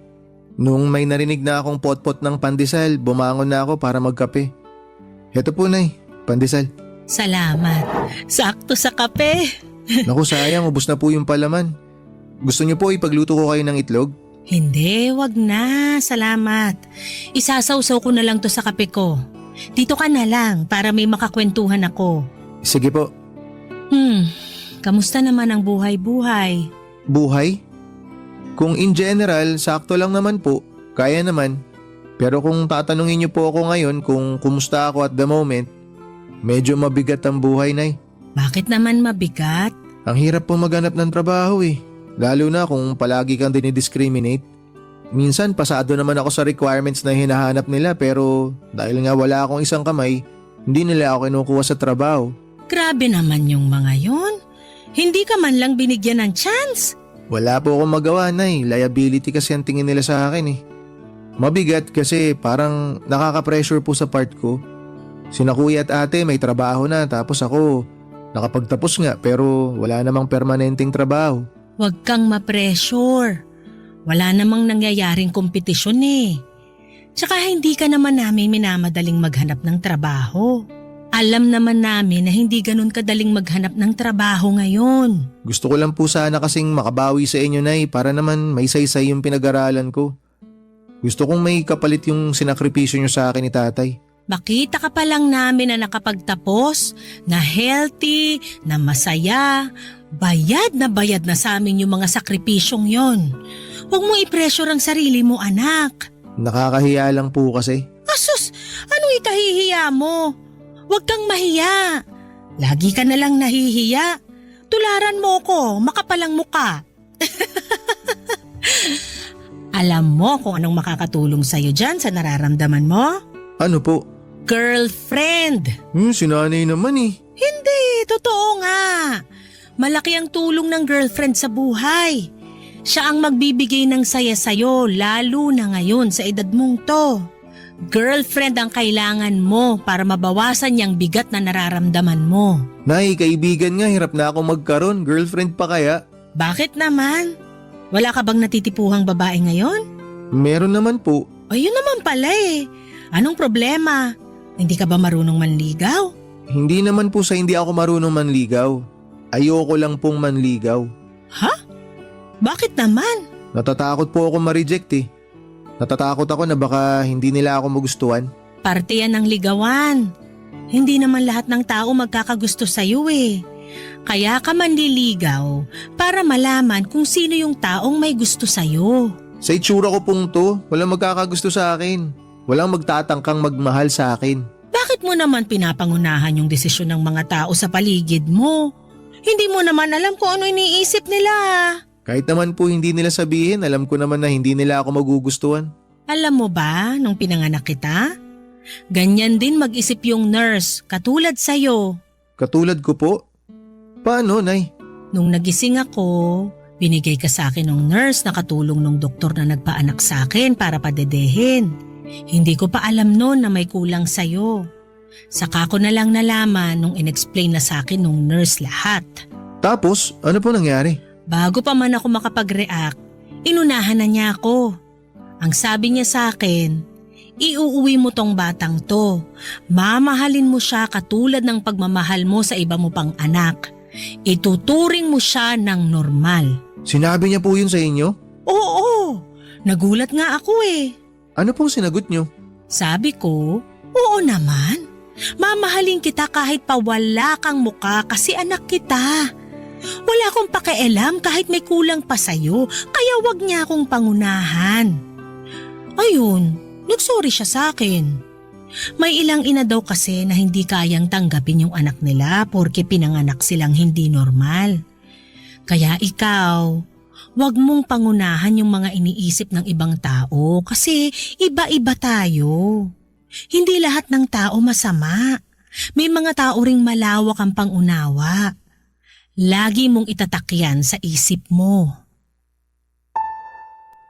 At katulad nga ng sinabi ko ay madali lang ang magbigay ng advice. Pero para sa taong nakakatanggap nito ay mahirap sumunod sa mga sinasabi ng taong wala naman sa iyong kinakakatayuan. Anumang advice ang ibigay nila sa akin ay walang nakatulong para maibalik ang dati kong confidence sa katawan.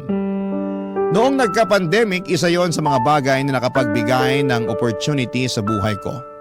Hindi ko kailangang lumabas. Hindi ko kailangang makipag-interact sa mga tao.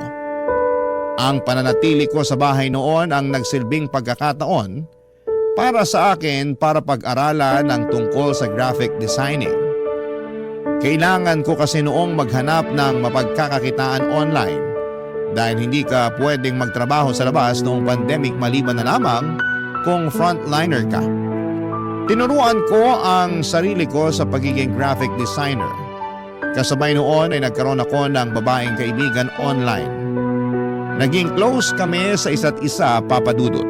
Pero dahil pareho kaming miyembro noon ng isang online forum, ay mas lalo kaming naging close. Mula siya sa Laguna na mabilis kong nakagaanan ng loob dahil pareho kami ng hilig. Hindi naglaon ay niligawan ko siya. Matapang ako noon dahil wala namang kaming ibang interaction maliban sa mga video calls at tawag sa cellphone. Naging kami ng ilang buwan at nagpatuloy ito hanggang sa natapos ang lockdown. Pagkatapos ng pandemic, nag-decide kaming magkita. Nagulat siya noong malaman niyang nawawala ang kanang kamay ko. Naging maayos naman ang pagtanggap niya sa katotohanan yon. Pero nung nagkahiwalay kami ay hindi na niya ako nireplyan pa sa mga tawag ko. Ginost niya ako, Papa Dudut. Ilang heartbreaks pa na katulad noon ang nangyari sa akin. Hanggang sa isang araw ay bigla na lamang dumating ang isang babaeng hindi ko alam na siya na palang bubuo ng buhay ko.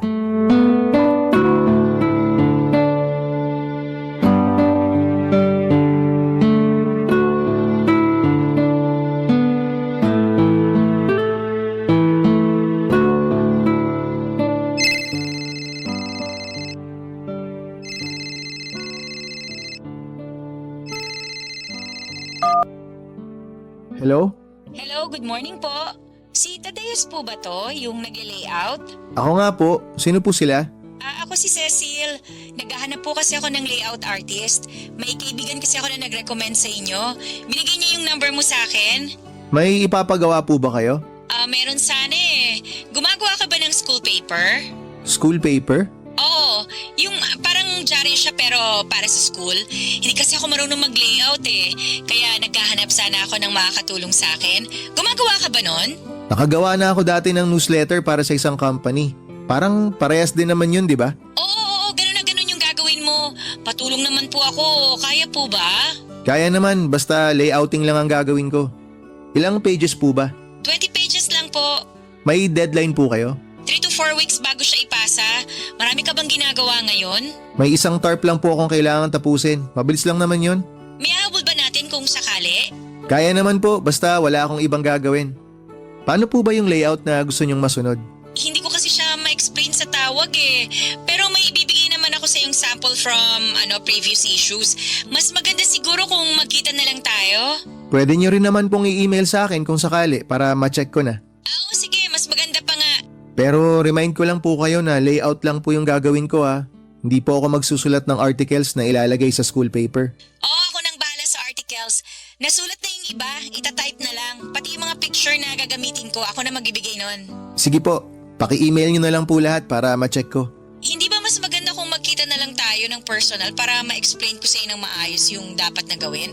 Medyo complicated to kasi eh. Sige po kung yun ang gusto nyo. Mas mabuti yun kasi parang isang explanation na lang tayo kaysa naman i-email ko pa.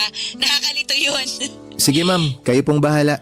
O text ko na lang sa'yo yung date at saka place. Most probably itong weekend para walang pasok. Okay po ma'am. Sige po, salamat. Bye! Bye po. Sino yun, anak? Bagong kliyente, Nay. Nag-inquire lang kung gumagawa raw po ako ng school paper. Kinuha mo? Opo, sayang naman po kung hindi. Pera din yun. Mukhang nagiging sikat na tong negosyo mo ah. Tingnan mo, kapag hindi ka nagmamadali, darating at darating din yung trabahong para sa'yo. Pero kung hindi pa po nag-pandemic, hindi ako magkakaroon ng oras para aralin tong ganitong klaseng trabaho. Dahil yan sa pagiging pursigido mo sa buhay. Salamat, Nay. Babae ba yung kliyente mong yon? Opo, teacher po yata. Bakit, Nay? Teacher? Wala naman. Baka lang siya na rin pala yung inaantay mo. Inaantay po na ano? Girlfriend! Di ba matagal ka na rin naghahanap ng girlfriend? Si nanay naman eh. Hindi naman po ako naghahanap. Tsaka trabaho lang po to. Walang halong mali siya. Malay mo lang naman. Ang pag-ibig, unpredictable yan. Dumarating na lang kung kailan hindi natin inaasahan. Anong pangalan niya? Cecil po. Pangalan pa lang maganda na, oh. Nay, kliyente ang kailangan ko, hindi girlfriend. At tong si Ma'am Cecil, kliyente ko lang siya. Wala namang masama dun eh. Bahala nga kayo, Nay. Basta ako, kliyente ang hinahanap ko. Oo na, binibiro lang naman kita eh. Halika na, samahan mo ko. Saan po tayo pupunta? Samahan mo ko sa palengke. Baka makahanap tayo doon ng gustong magpagawa ng tarpaulin. Ipapakilala kita sa mga kakilala ko doon. Sige po, magbibihis lang ako. Magsusuot ka na naman ng hoodie. Syempre naman po. Hindi pa kayo nasanay. Hala, sige dalian mo. Aantay na lang kita sa labas. Sige po. Noong mga panahong yon ay kasi simula ko pa lamang napasukin ang larangan ng graphic designing. May ilang naging kliyente na rin naman ako pero hindi ko inaasahan na magiging in-demand ang trabaho kong yon. Pinili ko lang naman ang profesyong yon dahil iyon lamang ang trabaho kung saan ay hindi ako nakikita ng mga tao. Sa pamamagitan ng graphic designing ay nakagagawa ako ng mapagkakakitaan habang nasa bahay lamang ako bilang isa naman akong freelance designer. Kahit papaano ay related naman doon ang tinapos ko. Kaya madali lang akong natuto nito. Self-taught ang nangyari, Papa Dudut, at nag-aral lamang ako ng mga video online hanggang sa nakabuo ako ng sarili kong pagkakakilanlan. Nagsimula akong kontratahin ng mga kapitbahay namin at ilang kaibigan sa tulong na rin ng mga kamag-anak ko. May mga nagpapagawa sa akin ng tarpaulin design, mga ads sa Facebook, at pati na rin mga video na pinopost ng mga content creator. Minsan ay nagle-layout din ako ng mga newsletter at website, lalo na para sa mga college students na nangangailangan ng tulong. Pinili ko ang maging graphic designer para magtago sa publiko. Pero hindi ko inaasahan na yun din pala ang magiging rason kung bakit makakahanap ako ng taong iibig sa akin. Isang bagay na hindi ko inaasahang mararanasan ko pa sa tanang buhay ko. Papa Dudut. Barangay Love Stories. Barangay Love Stories. Noong nakipagkita ako kay Cecil ay nagulat ako sa nakita ko. Kung gaano kaganda ang boses niya sa telepono ay ganoon din kaganda ang mukha nito. Bumagay ang malumanay nitong boses sa maamon niyang mukha. Nakabihis ito ng uniforme ng mga teacher at marami siyang dalang file cases na puno ng mga papel.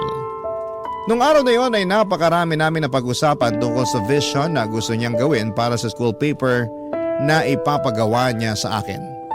Ilalaban daw kasi nila ito sa isang school press conference. Kaya malaking pressure ito para sa kanya. Dahil karaniwang nananalo ang school nila sa mga ganong klase ng competition. At bilang first time na school paper advisor ay kailangan niyang magpatulong para masustain ang pagiging winner ng school paper nila. Papadudot noong time na yon ay wala ang focus ko sa pinag-uusapan namin. Tango lamang ako ng tango sa lahat ng mga pinagsasasabi niya, pero ang totoong focus ko ay ang nakakabighani nitong ganda. Para siyang manika at ang mga mata niya ay nakaka-hypnotize. Nabudol nga ako dahil noong pinag-usapan na namin ang tungkol sa professional fee ko ay sobrang baba ng rate na ibinigay ko sa kanya. Saka ko na lang po ito na-realize nung nakauwi na ako ng bahay. Pero para sa akin ay okay lang din naman yon, Papa Dudut. Sa mga sumunod na linggo ay palagi akong binibisita ni Cecil para i-check ang ginagawa kong school paper nila, Papa Dudut.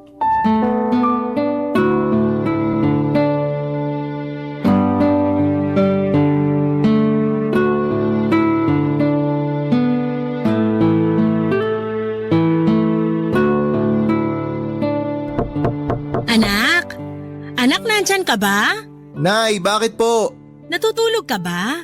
Anong ginagawa mo? Nagtatrabaho po ako ngayon.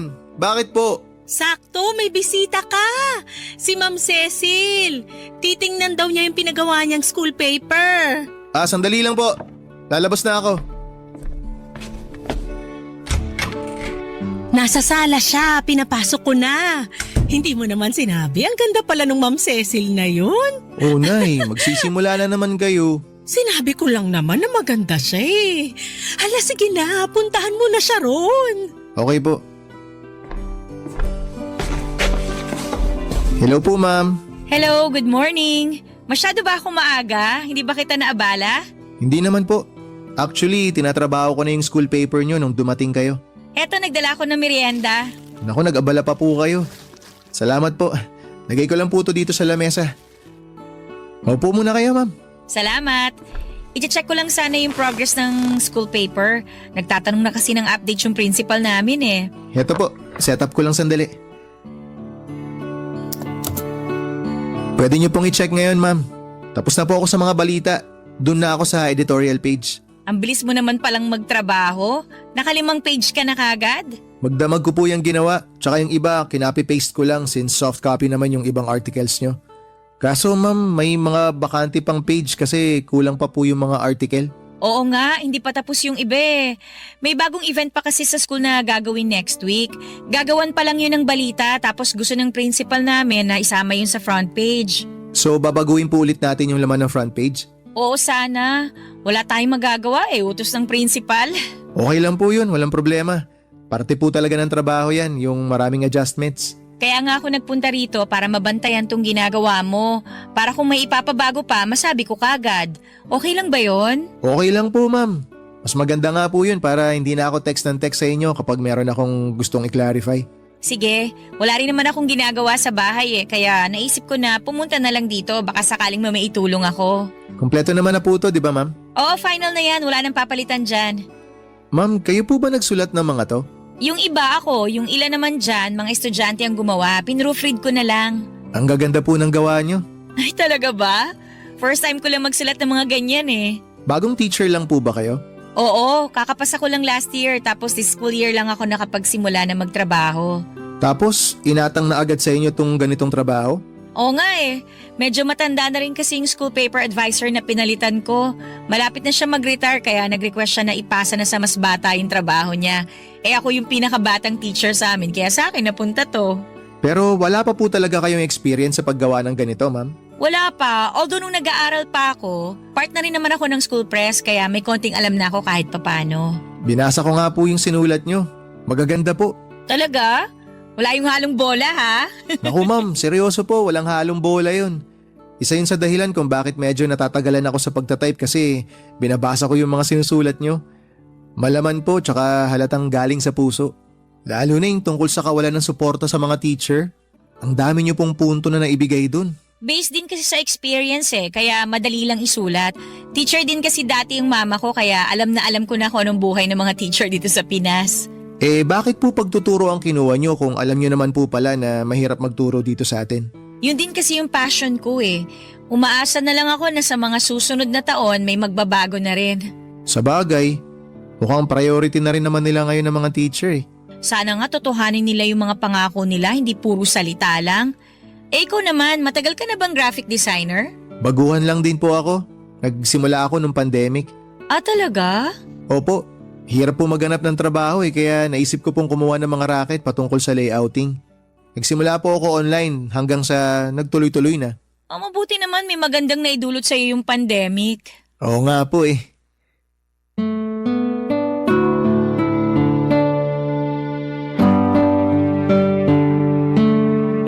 Papadudot habang papalapit ang laban nila Cecil ay halos araw-araw na akong pinupuntahan noon ni Cecil sa bahay para i-check ang progress ng school paper nila.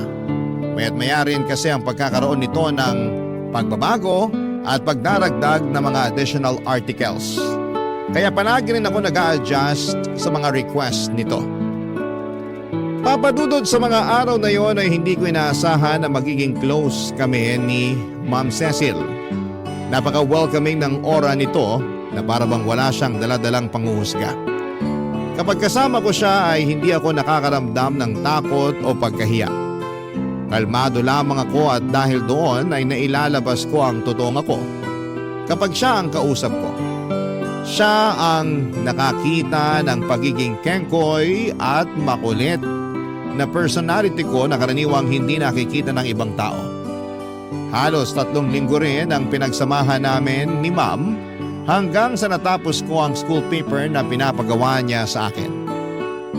Nung araw na yon ay nakaramdam ako ng lungkot dahil ibig sabihin noon ay wala ng Cecil na bibisita pa sa bahay. Hindi na ulit kami magkikita dahil tapos na ang ugnayan naming dalawa. Pero ilang linggo ang lumipas, nagulat na lamang ako nang bigla akong tinawagan ni Cecil. Masaya niyang ibinalita sa akin na nanalo raw ang school paper nila at ilalaban ito sa regional. Ibig sabihin noon ay may chance na magkikita ulit kaming dalawa. Dahil sa sobrang saya ay inimbitahan ako ni Cecil na lumabas para daw i-treat ako ng merienda dahil malaki ang naitulong ko sa kanya, Papa Dudut.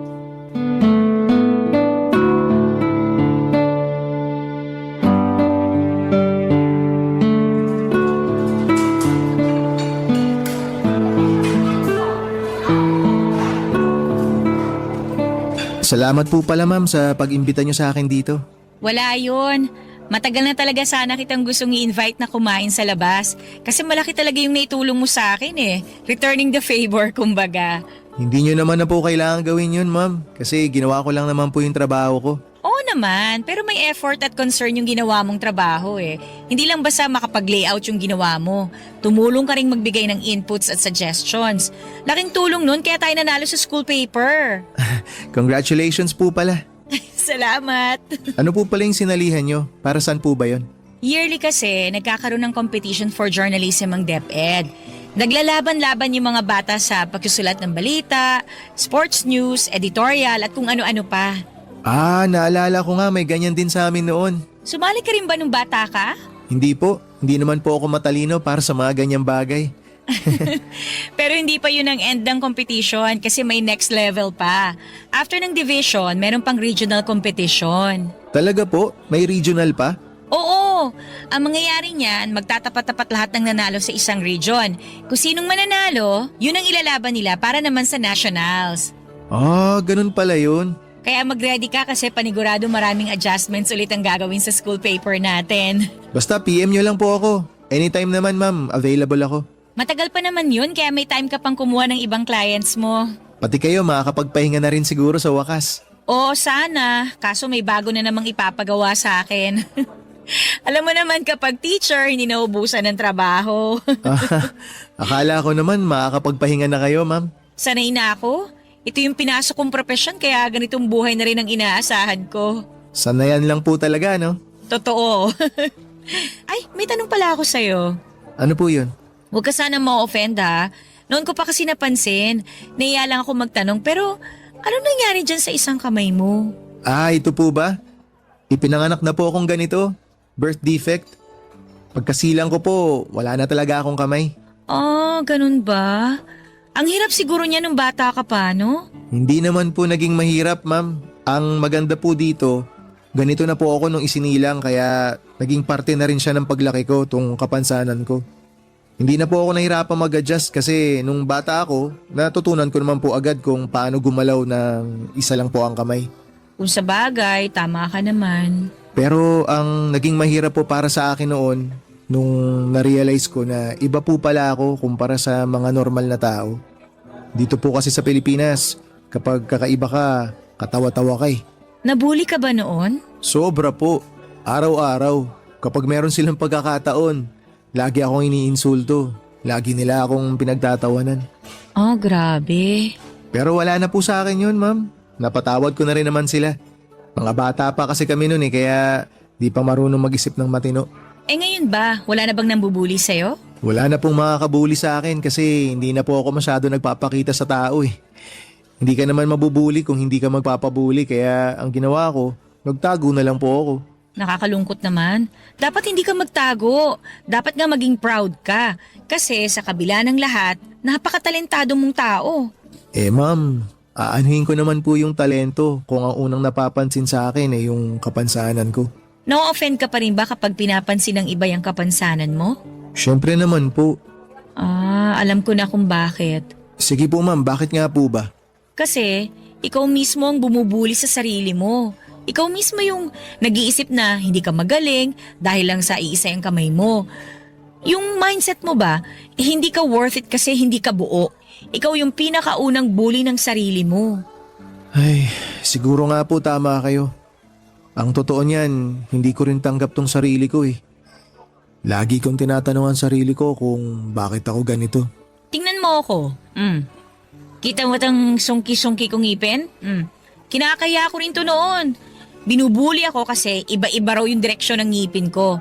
Pero pagtanda ko, natutunan ko rin tanggapin tong ngipin ko. Ba't ko ikakahiya, di ba? O ngayon, ngiti lang ako ng ngiti. Kiber kung sungki-sungki ngipin ko. Wala naman sila magagawa dun eh. Di ba? Sobrang ganda niyo pa rin ma'am kahit nga sungki yung ngipin niyo eh. Exactly. Ikaw rin, cute ka rin. Kahit pa anong pagkukulang ang meron sa'yo. Talentado, mabait, magalang, madiskarte. Aba, lahat ng katangian na yun, kayang-kayang tabunan yung kawalan mo ng kamay.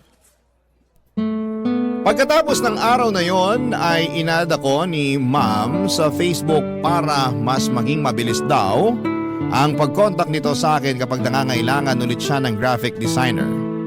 Isa pa ay kailangan pa nilang ilaban ang school paper nila sa next level kaya marami pa silang kailangang palitan at ayusin. Sa pamamagitan noon ay mas lumalim pa ang pagkakaibigan namin ni Cecil hanggang sa na-realize kong nahuhulog na ang loob ko sa kanya. Lakas loob akong nag-confess ng pagkagusto ko sa kanya, Papa Dudut. At nagulat ako noong tinanggap niya ako nang walang pag-aalinlangan.